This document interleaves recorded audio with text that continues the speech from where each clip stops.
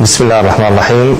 أستاذ مساعد الدكتور رائد جبار حبيب، تدريسي في قسم اللغة الفرنسية كلية الآداب الجامعة المستنصرية.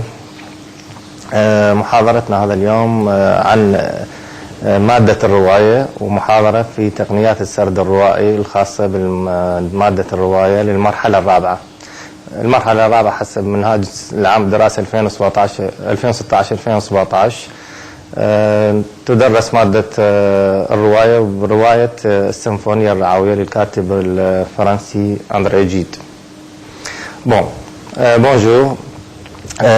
Nous avons aujourd'hui un cours consacré pour les étudiants de la 4e année département de français, faculté de lettres, université Moustensiriya. D'après le programme de l'année scolaire 2016-2017, nous avons le roman de la symphonie pastorale de l'auteur français André Gide. Avant, bien sûr, d'aborder le roman, nous commençons par les techniques de la narration. Aujourd'hui, nous avons un cours pour ce sujet. Certes, il faut savoir qu'il y a plusieurs éléments qui composent le texte romanesque. Tout d'abord, nous commençons par l'auteur. L'auteur, c'est l'être de chair qui produit le texte, et qui délègue à un narrateur de raconter l'histoire. Après, nous passons par le deuxième élément très important, c'est le narrateur.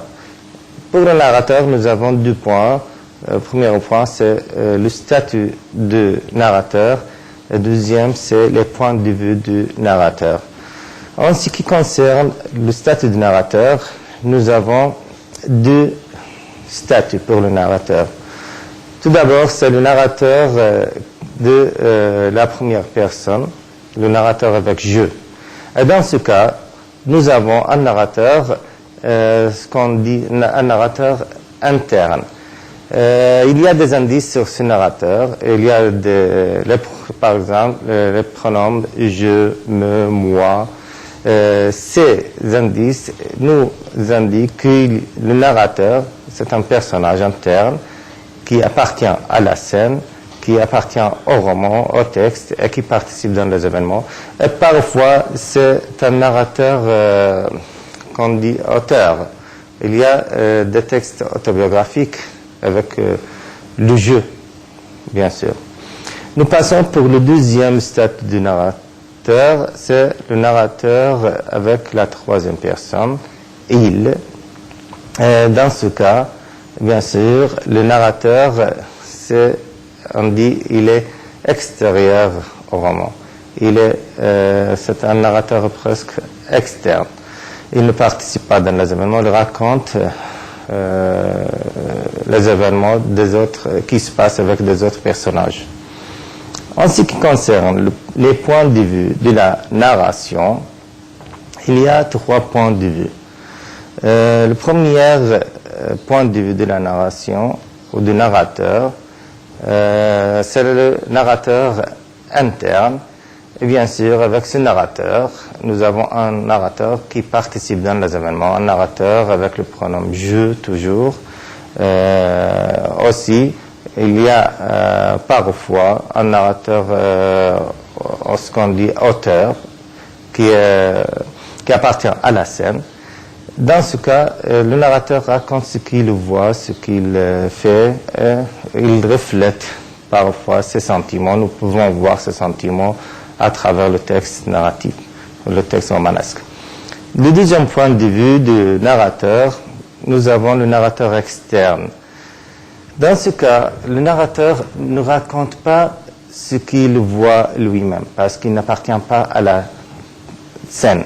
Il raconte ce qui pourrait être vu ou raconté ou entendu par un autre personnage qui appartient à la scène.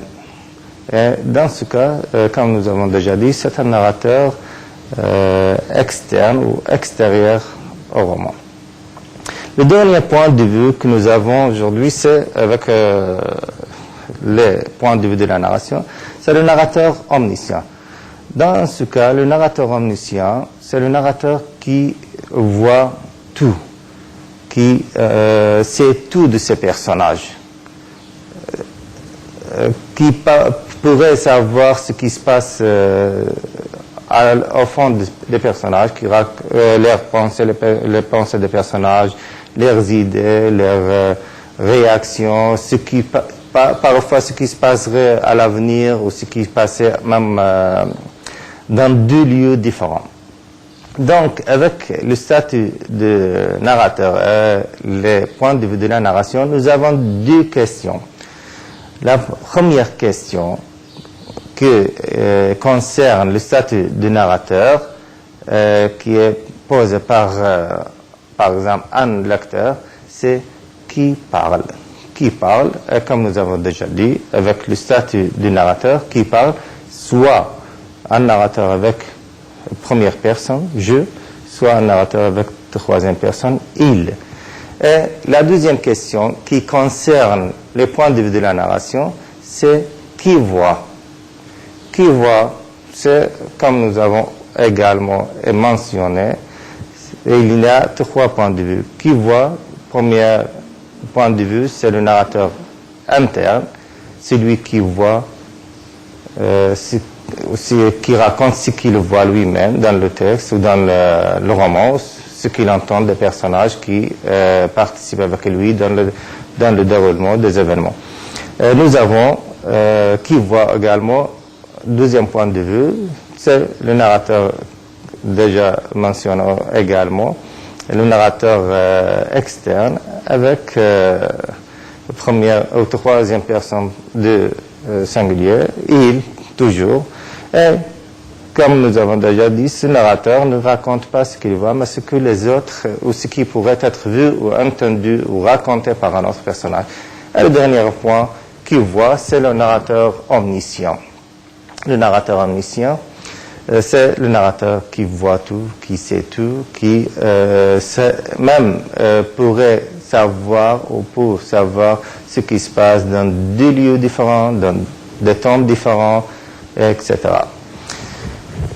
Bon, c'est le premier cours, et bien sûr, il y aura d'autres cours qui aborderaient d'autres questions, mais cette fois, avec les autres cours, nous passerons à l'analyse du roman de la symphonie pastorale.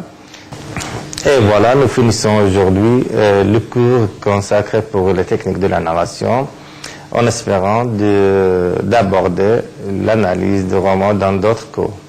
Merci. شكرا لاستماعكم. ننهي هذا اليوم المحاضرة المخصصة لتقنيات السرد الروائي، آملين إن شاء الله إكمال المحاضرات الباقية فيما يخص تحليل رواية السيمفونية الرعوية للكاتب أندري جيد. شكرا.